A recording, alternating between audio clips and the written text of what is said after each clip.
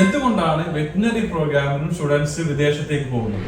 Recent നിങ്ങൾക്കറിയാം MBBS പോലെ തന്നെ വെറ്റിനറി പ്രോഗ്രാമിനും സ്റ്റുഡൻസ് വിദേശത്തേക്ക് പോയി തുടങ്ങിയിട്ടുണ്ട്. എന്റെ ഒരു അറിവ് പ്രകാരം എന്തുകൊണ്ടാണെന്ന് വെച്ച് കഴിഞ്ഞാൽ മെയിൻ ആയിട്ട് ഇന്ത്യയിലുള്ള സീറ്റിന്റെ കുറവ് തന്നെയാണ്. നിങ്ങൾക്കറിയാം ഏറ്റവും കൂടുതൽ പോപ്പുലേറ്റഡ് കൺട്രിയാണ് നമ്മുടെ കൺട്രി. അവിടെ ആകെ ഉള്ള സീറ്റ് എന്ന് പറഞ്ഞു കഴിഞ്ഞാൽ 6000-ൽ താഴെയാണ്.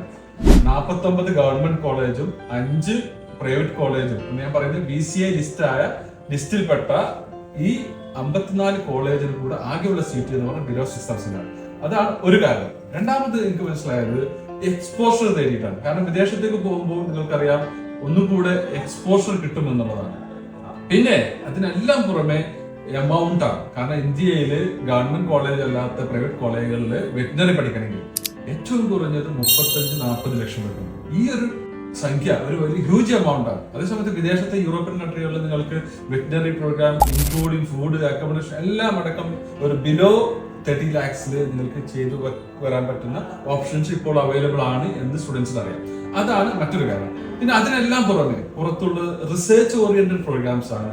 അതുപോലെ തന്നെ എറാസ്മസ് പ്രോഗ്രാം പോലുള്ള സ്റ്റുഡൻസ് എക്സ്ചേഞ്ച് പ്രോഗ്രാമുകൾ അവൈലബിൾ ആണ്. അപ്പൊ ഇതുപോലുള്ള ഒത്തിരി കാര്യങ്ങൾ പുറത്ത് സ്റ്റുഡൻസിന് ലഭ്യമായത് കൊണ്ടാണ് വെറ്റിനറി പ്രോഗ്രാമിന് സ്റ്റുഡൻസ് പുറത്തു പോകും. അപ്പോൾ ഇനി ഏത് കൺട്രിയിലേക്ക് പോകും, ഏത് യൂണിവേഴ്സിറ്റിയിലേക്ക് പോകും, അതുപോലെ തന്നെ എന്തൊക്കെയാണ് അതിന്റെ പ്രൊസീജിയർ, എന്തൊക്കെ ഡോക്യുമെന്റേഷൻ ചെയ്യണം, ഇതായിരിക്കും അടുത്ത ക്വസ്റ്റ്യൻ. അതറിയാൻ താല്പര്യമുള്ളവർക്ക് എന്റെ നമ്പർ ഇതിന്റെ കൂടെ കൊടുക്കുന്നുണ്ട്. Okay, by.